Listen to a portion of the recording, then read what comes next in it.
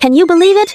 For the same schematic diagram and from the same PCB manufacturing facility, two engineers produced different PCBs. One passed inspection immediately and entered mass production, while the other required 8 revisions and still suffered from board failure issues, EMC radiation levels exceeding standards by 30 decibels, and unstable signal patterns rendering it completely unusable. Most people assume the differences lie in routing techniques, line width, spacing, or via count. Today, I'll state clearly, 90% of critical PCB issues are predetermined from the very first step of layout design, specifically when deciding which components to place first. Stop! If your first step in layout is to place the main control chip right in the center of the board, congratulations, you've fallen into the ultimate pitfall in PCB design. The most common, most critical, and hardest to fix issues. I've seen countless experienced engineers fall into this trap.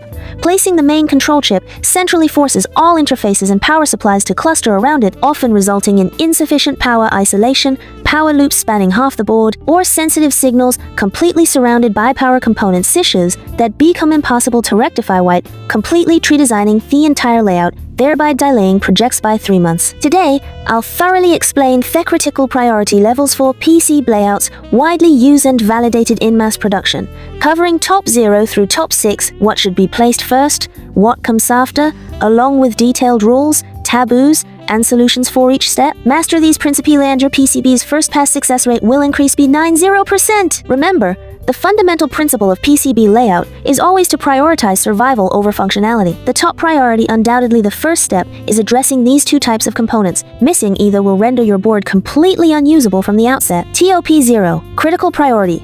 The predetermined immovable critical boundaries must be addressed first in terms of component placement and operation, with sequential locking, mechanical rigid constraints, direct weld impositions for frame plates, mounting holes, positioning holes, limit slots, panel mounting connectors, gold fingers, and mandatory fixed connectors for automotive, military-grade applications.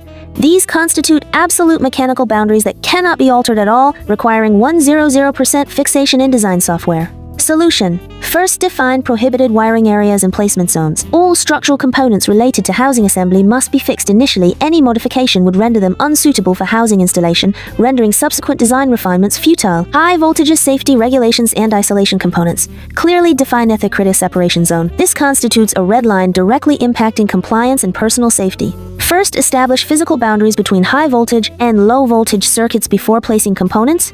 These sequence must be strictly followed. Install safety devices at AC input points and high voltage busbars first.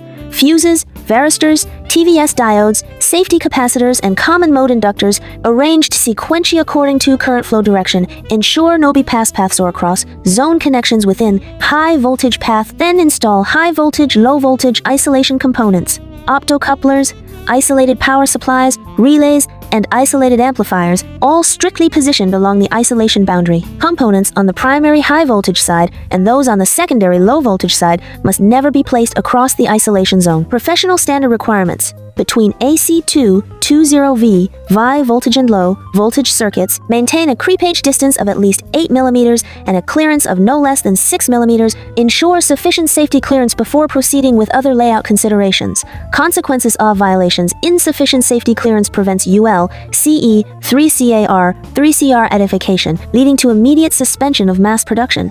Mixing high voltage and low voltage circuits may cause excessive interference at best, or severe high voltage breakdown fires at worst, resulting in safety incidents and legal liability. Many people rush to place the main controller at this stage, but I strongly advise you to stop immediately. The board's proper functionality depends entirely on the power supply. Reliability. If the power path layout is incorrect, even a top-tier main controller be useless. This represents the second major misconception among most engineers, treating the main controller as the core component while neglecting that the power supply is the lifeblood of the entire board. Without a stable power supply, everything else is meaningless. Follow ICWantOpen to unravel complex challenges in electronic manufacturing, from solution development and design to BOM management, debugging, and FA troubleshooting. For all electronic component and hardware issues, consult ICWantOpen first.